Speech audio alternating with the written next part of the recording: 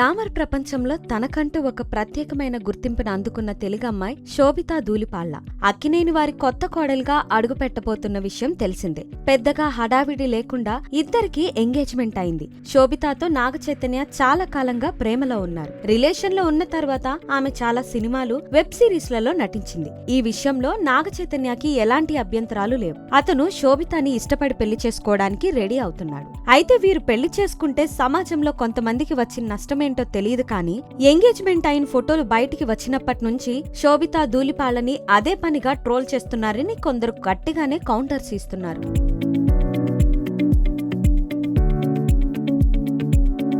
శోభిత గతంలో చాలా కమర్షియల్ యాడ్స్లలో కూడా ఒక యాక్టర్ గా నటించింది. అందులో కండోమ్ యాడ్ కూడా ఒకటి.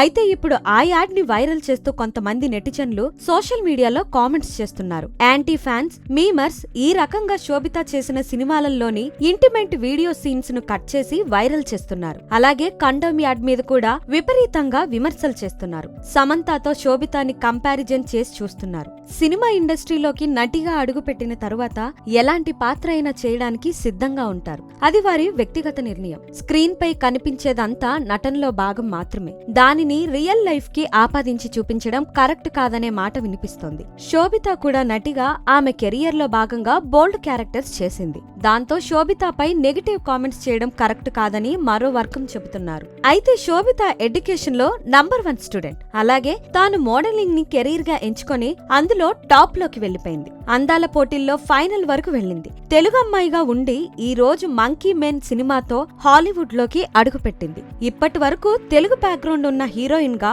హాలీవుడ్ లోకి వెళ్లిన వారి సంఖ్య చాలా తక్కువ.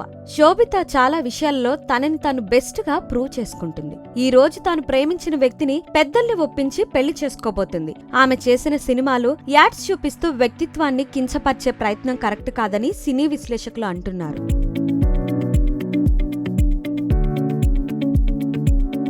మరిన్ని వీడియోస్ కోసం ఛానల్ ని సబ్స్క్రైబ్ చేయండి. లేటెస్ట్ అప్డేట్స్ కోసం వాట్సాప్ ఛానల్ ని ఫాలో చేయండి.